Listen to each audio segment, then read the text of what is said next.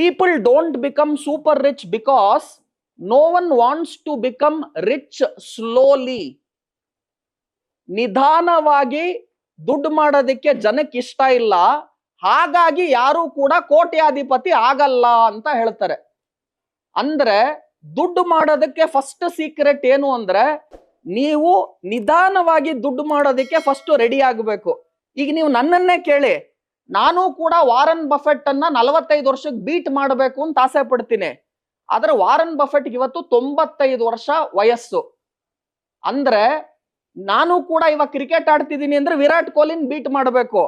But Virat Kohli ಅವ್ರ age ಲೆಕ್ಕ ಹಾಕಿದ್ರೆ 37-40 ವರ್ಷ ಆಗೋಗಿದೆ. ಅಂದ್ರೆ ಟೈಮ್ ಕೊಡಬೇಕು. ಸೊ ಬೇಗ ನಾನು ಸಾಹುಕಾರನಾಗಬೇಕು ಅಂತ ಯಾರ್ಯಾರು ಹೋಗ್ತಾರೋ ಅವ್ರು ಯಾರೂ ಕೂಡ ದುಡ್ಡು ಮಾಡಲ್ಲ ಅಂತ ನಾನು ಹೇಳಿರೋದಲ್ಲ, ವಾರನ್ ಬಫೆಟ್ ಹೇಳಿರೋದು. So people don't become super rich because no one wants to make money slowly. Everyone wants to make money fast. ಹಾಗಾಗಿ people will not become super rich ಅಂತ ವಾರನ್ ಬಫೆಟ್ ಹೇಳ್ತಾರೆ. So ನಾನೇನ್ ಹೇಳ್ತೀನಿ ಗೊತ್ತಾ, ಯಾವಾಗ್ಲೂ value ನೋಡಿ. Poor people see price, rich people see value. ನಾನು ಹೇಳೋ ಒಂದೊಂದು ಮಾತನ್ನು ನೀವು ಇವತ್ತು ಬರ್ಕೊಂತೀರಾ ಅಂದ್ರೆ ಅಷ್ಟೇ ಸಾಕು, ಯು ಆರ್ ಆಲ್ರೆಡಿ ರಿಚ್. ಸಾಹುಕಾರನಾದ ನಂತರ ನಾನು ನನ್ನ ಮೈಂಡ್ ಸೆಟ್ ಅನ್ನ ಬದಲಾಯಿಸ್ಕೊಂತೀನಿ ಅನ್ನೋದು ತಪ್ಪು. ನಾನು ಫಸ್ಟ್ ನನ್ನ ಮೈಂಡ್ ಸೆಟ್ ಅನ್ನು ಬದಲಾಯಿಸ್ಕೊಂತೀನಿ, ಆಮೇಲೆ ನಾನು ಸಾಹುಕಾರನಾಗ್ತೀನಿ. ಇಂಗ್ಲಿಷ್ ಅಲ್ಲಿ ಹೇಳ್ತೀನಿ, it is not after you become rich I will have a different rich person's mindset. To become rich first you should have the rich person's mindset. ನಾನು ಹೇಳೋದ್ರಲ್ಲಿ ವ್ಯತ್ಯಾಸ ನಿಮ್ಗೆ ಅರ್ಥ ಆಗಬೇಕು. ತಿರ್ಗಾ ಹೇಳ್ತಾ ಇದ್ದೀನಿ, ನಾನು ಸಾಹುಕಾರನಾದ ನಂತರ ನನ್ನ ಮೈಂಡ್ ಸೆಟ್ ಅನ್ನು ಚೇಂಜ್ ಮಾಡ್ಕೊಂತೀನಿ ಅನ್ನೋದಲ್ಲ. ನಾನು ಫಸ್ಟ್ ಮೈಂಡ್ ಸೆಟ್ ಚೇಂಜ್ ಮಾಡ್ಕೊಂಡ್ರೆ ಸಾಹುಕಾರನಾಗ್ತೀನಿ. ನಾನು ಯಾವಾಗ್ಲೂ ಹೇಳ್ತೀನಿ, ನಾನು ಮಲ್ಗಿರೋರ್ನ ಎಬ್ಬಿಸ್ಬೋದು, ನಾನು ಮಲ್ಗಿದ್ದೀನಿ ಅಂತ ಆಕ್ಟಿಂಗ್ ಮಾಡ್ತಿರೋರು ಎಬ್ಬಿಸಕ್ಕಾಗಲ್ಲ. ಕೆಲವ್ರು ಹೇಗೆ ಕೂತ್ಕೊಂಡಿರ್ತಾರೆ ಸೆಮಿನಾರ್ ನಾನು ಮಾತನಾಡುವಾಗ ಅಂದ್ರೆ, ರುದ್ರಮೂರ್ತಿ ಏನೋ ನನ್ನನ್ನ ಸಾಹುಕಾರ ಮಾಡಕ್ಕೆ ಬಂದಿದ್ದಾನಂತೆ, ಅದೇಗ್ ಮಾಡ್ತೀಯ ನೋಡ್ತೀನಿ ಮಾಡ ಅಂದ್ರೆ ಅವ್ರು ಕೂತಿರೋ ಮೈಂಡ್ ಸೆಟ್ ಹೇಗಿದೆ ಅಂದ್ರೆ, ನಾನ್ ಸಾಹುಕಾರನಾಗಕ್ ಚಾನ್ಸೇ ಇಲ್ಲ, ನೀನ್ ಅದ್ ಹೇಗ್ ಮಾಡ್ತೀಯ ಮಾಡೋ ನೋಡೋಣ, ಆ ತರ ಕೂತ್ಕೊಂಡ್ರೆ ನಾನೇನು ಮಾಡಕ್ಕಾಗಲ್ಲ. ಸೊ ನಿಮ್ಮಲ್ಲಿ ಫಸ್ಟ್ ಮೈಂಡ್ ಸೆಟ್ಟಿನ ಬದಲಾವಣೆ ಆಗ್ಬೇಕು. ನನಗೂ ಕೂಡ ನಾನು ಆ ಕಡೆ ಕೂತಿರುವಾಗ ಯಾರೋ ನನಗಿದನ್ನೆಲ್ಲ ಹೇಳ್ಕೊಟ್ಟಿ, ನಾನು ನಿಮ್ ತರ ಈ ಶನಿವಾರ ಈ ಭಾನುವಾರ ಎಲ್ಲೋ ಪಾರ್ಕ್ ಹೋಗೋದೋ ಫಿಲಮ್ಗೆ ಹೋಗೋದೋ ಎಲ್ಲ ಬಿಟ್ಟು ಈ ತರ ನನಗೋಸ್ಕರ ನಾನು ಕೂತ್ಕೊಂಡೆ. ನೀವು ಕೂಡ ಕೂತ್ಕೊಂಡು ಇವತ್ತು ಕಲಿತಿದ್ದೀರಾ. ನಾನು ಹೇಳುವ ಅರ್ಧ ಗಂಟೆಯಲ್ಲಿ ಒಂದ್ ಅಂಶ ನಿಮ್ಗೇನಾನ ಲೈಫ್ ಅನ್ನ ಬದಲಾವಣೆ ಮಾಡುವಂತದ್ದು ಖಂಡಿತವಾಗ್ಲೂ ಸಿಗುತ್ತೆ. ನಾವು ಖಂಡಿತವಾಗ್ಲೂ ಅದಕ್ಕೆ ರೆಡಿ ಇರಬೇಕು. Not taking calculated risk is the biggest risk of life.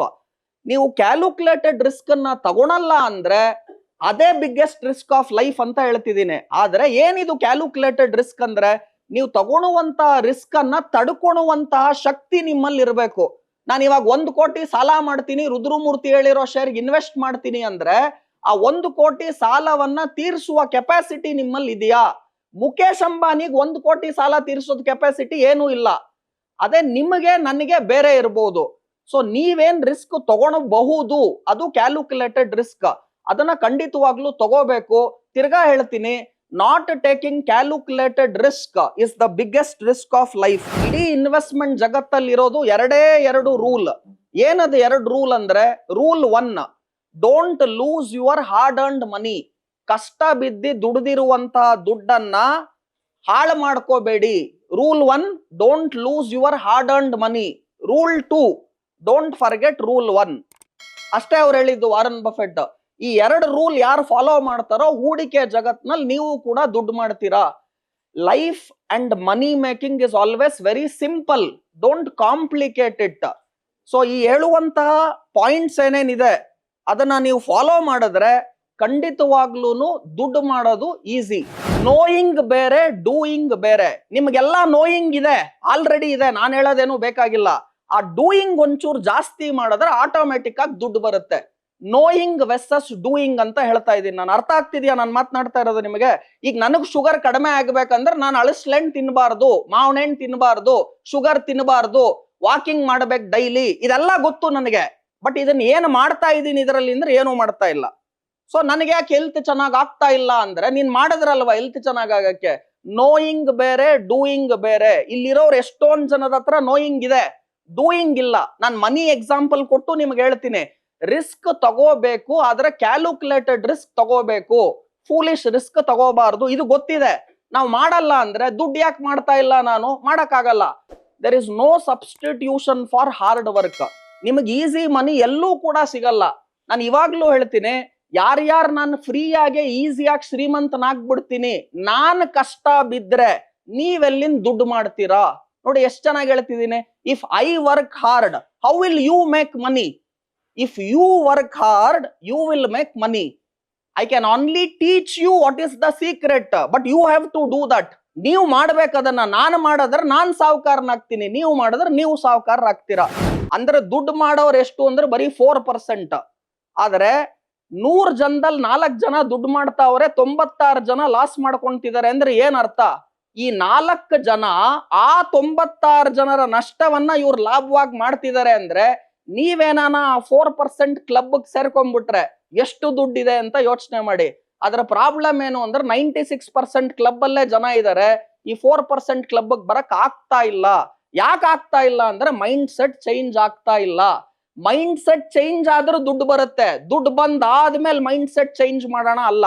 ಕೆಲವ್ರು ಕೇಳ್ತಾರೆ ನನಗ್ ಪ್ರಶ್ನೆ, ಸರ್ ಈ ಮೈಂಡ್ ಸೆಟ್ ನನಗೆ ಅದು ಏನೇ ಅರ್ಥ ಆಗ್ತಿಲ್ಲ, ಫಸ್ಟ್ ಅದೇ ಹೇಳಿ ಸರ್ ಅಂತ. ಸಿಂಪಲ್ ಆಗಿ ಹೇಳ್ತೀನಿ. ಮೊನ್ನೆ ಹಿಂಗೆ ಆಯ್ತು. ಯಾವ್ದೋ ಒಂದು ಕಾಲೇಜಲ್ಲಿ ಟೀಚರ್ ಪಾಠ ಮಾಡ್ತಾ ಇದ್ದಾರೆ. ಹೇಳಿದ್ದೆಲ್ಲ ತಲೆಗೆ ಹೋಯ್ತಾ? ಹೋಗ್ತಾ ಇದೆ ಸರ್. ಹೋಯ್ತಾ? ಹೋಗ್ತಾ ಇದೆ ಸರ್. ಹೋಯ್ತು ಸರ್ ಅಂದ. ಟೀಚರ್ ಏನ್ ಅನ್ಕೊಂಡ್ರು, ಇವ್ರು ಪಾಠ ಮಾಡಿದ್ದೆಲ್ಲ ತಲೆಗೆ ಹೋಯ್ತು ಅಂತ. ಅವ್ನ್ ಸ್ಟೂಡೆಂಟು ಅಲ್ಲಿ ತೂತೊಳಗ್ ಹೋಗೋದ್ ನೋಡ್ತಾ ಇದ್ದ. ಹೋಗ್ತಾ ಇದೆ ಸರ್. ಹೋಗ್ತಾ ಇದೆ. ಹೋಯ್ತು ಸರ್. ಸೊ ನಾನ್ ನಿಮ್ಗೇನ್ ಹೇಳ್ತಾ ಇದ್ದೀನಿ, ವೆರಿ ಸಿಂಪಲ್. ನಾನ್ ನಿಮ್ಗೆ ಇವಾಗ ಏನೇನ್ ಹೇಳ್ತಿದ್ದೀನಲ್ಲ ಅದು ಬೇಸಿಕ್ಸ್ ಅಂತ ನಿಮ್ಗೆ ಅನ್ನಿಸ್ಬಹುದು. ಅಡ್ವಾನ್ಸ್ಡ್ ನಾಲೆಡ್ಜ್ ನನಗ್ ಬಿಡಿ. ನೀವು ಡಿರೈವೇಟಿವ್ ಬಗ್ಗೆ 24 hours non stop without PPT without material ಮಾತನಾಡ್ತೀನಿ. ಆದ್ರೆ ಎಂಡ್ ಆಫ್ ದ ಡೇ ನಮ್ಗೆ ಏನ್ ಬೇಕು ಅಂದ್ರೆ ದುಡ್ಡು ಮಾಡಬೇಕು. ಸೊ ದುಡ್ಡು ಮಾಡೋದೇ final definition. The capital required to make money out of long term investing came through trading. 95% ಅವ್ರು ಮಾಡಿರೋ ದುಡ್ಡೇನಿದೆ, ರಾಧಾಕಿಶನ್ ದಮಾನಿ ಅವ್ರು ಹೇಳ್ತಾರೆ, ಅದ್ ನಾನ್ ಮಾಡಿದ್ದು ಬರೀ ಲಾಂಗ್ ಟರ್ಮ್ ಇನ್ವೆಸ್ಟ್ಮೆಂಟ್ ಇಂದ, ಬರೀ 5% ನಾನ್ ಮಾಡಿದ್ದು ಟ್ರೇಡಿಂಗ್ ಇಂದ. ಆದ್ರೆ ಆ 95% ವೆಲ್ತ್ ಮಾಡೋದಕ್ಕೆ ಬೇಕಾದಂತಹ ಕ್ಯಾಪಿಟಲ್ ಬಂಡವಾಳ ಏನಿದೆಯಲ್ಲ ಅದು ಬಂದಿದ್ದು ಟ್ರೇಡಿಂಗ್ ಇಂದ ಅಂತ ಹೇಳಿದ್ರು. ಸೊ ನಿಮ್ಗೆ ಈಗ ಏನ್ ಅರ್ಥ ಆಗ್ಬೇಕು ಅಂದ್ರೆ, if you already have substantial capital, then you can straight just do long term investing. ಈಗ ನಿಮ್ಮ ಹತ್ರ ಆಲ್ರೆಡಿ 1 ಕೋಟಿ ಇದೆ, 2 ಕೋಟಿ ಇದೆ, ಟ್ರೇಡಿಂಗ್ ಯಾಕೆ ಮಾಡಬೇಕು? ಸೊ ನನಗಿಲ್ಲ ಸರ್, ಇರೋದೇ 10,000 ರೂಪಾಯಿ ಸರ್, ನನಗಿರೋದೇ 50,000 ರೂಪಾಯಿ sir, then you have no other option but to do option trading. ನಾನು ಹೇಳೋದು ಅರ್ಥ ಆಗ್ತಿದ್ಯಾ? You have no other option but to do option trading. ಮೊನ್ನೆ ಯಾರೋ ಕೇಳಿದ್ರು ಆಪ್ಷನ್ ಬೈಯಿಂಗ್ ಮಾಡ್ಲಾ ಸೆಲ್ಲಿಂಗ್ ಮಾಡ್ಲಾ ಸರ್ ಅಂತ. ನಾನು ಅಂದೆ you have no option to do option selling, you have to do option buying ಅಂದೆ. Because your capital is small and restricted. ನಾನು ಆಪ್ಷನ್ ಬೈಯಿಂಗ್ ಎಲ್ಲ ಒಂದ್ ಕಾಲದಲ್ಲಿ ಮಾಡಿ ಕ್ಯಾಪಿಟಲ್ ಮಾಡಿ ಈ ಸ್ಟೇಜಿಗೆ ಬಂದೆ. ಇವತ್ತು ಅದರ ಅವಶ್ಯಕತೆ ಇಲ್ಲ. With passive income what I get. ಏನದು passive income? I have a commercial property. It will give me rent of 10 lakh rupees per month. I have a bank FD, gives me some interest every month. So I have a book, royalty income. Every book gets sold, I get royalty income. ನಾನು ಬರೀ ಕಾನಾ ಪೀನಾ ಸೋನಾ 3 ಮಾಡಿದ್ರು ಕೂಡ ತಿಂಗಳಿಗೆ ನನಗೊಂದು 20 ಲಕ್ಷ ರೂಪಾಯಿ ಬರುತ್ತೆ. ನಾನು ಏನೂ ಕೆಲಸ ಮಾಡಲ್ಲ ಅಂದ್ರೆ ನಂಗೊಂದು 20 lakh rupees ಬರುತ್ತೆ. ಇದು ಪ್ಯಾಸಿವ್ ಇನ್ಕಮ್. ನನಗೆ ಲೈಫ್ಗೆ ತಿಂಗಳಿಗೆ ಬೇಕಾಗಿರೋ ಖರ್ಚು ಏನು ಅಂದ್ರೆ ಹಬ್ಬ ಅಂದ್ರೆ ಒಂದು 50,000.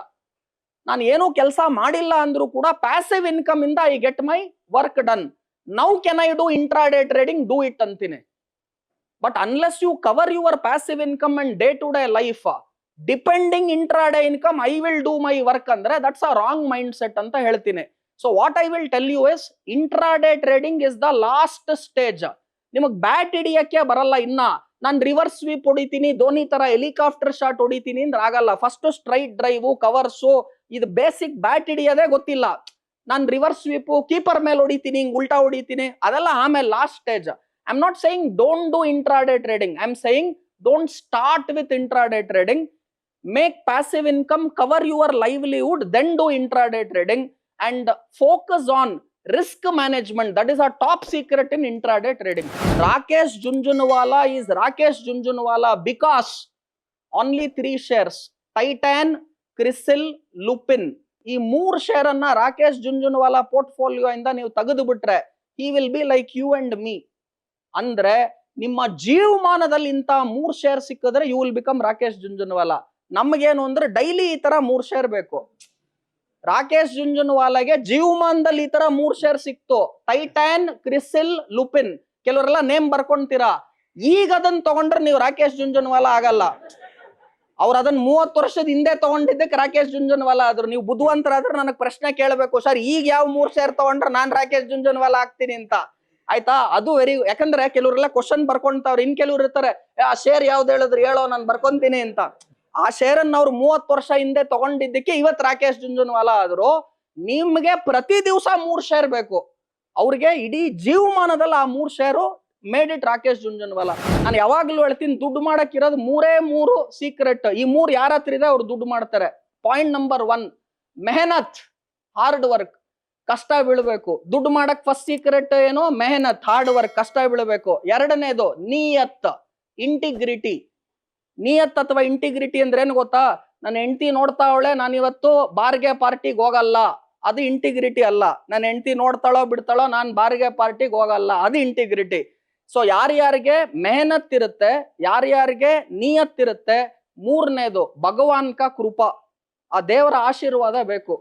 ಸೊ ನಿಯತ್ತು, ಮೆಹನತ್ತು, ಭಗವಾನ್ ಕಾ ಕೃಪಾ. ಭಗವಾನ್ ಕಾ ಕೃಪಾಲ್ ಫಸ್ಟ್ ಅಂದ್ರೆ ಏನು ಅಂದ್ರೆ ತಾಯಿ ಆಶೀರ್ವಾದ, ನಂತರ ತಂದೆ ಆಶೀರ್ವಾದ, ನಂತರ ನೀವು ಮಾಡೋ ಒಳ್ಳೆ ಕರ್ಮ. ಸೊ ಯಾರ್ಯಾರಿಗೆ ಮೆಹನತ್ತು, ನಿಯತ್ತು ಮತ್ತೆ ಭಗವಾನ್ ಕಾ ಕೃಪಾ ಇರುತ್ತೋ ದುಡ್ಡು 100% ಮಾಡ್ತೀರಾ. Matter of time.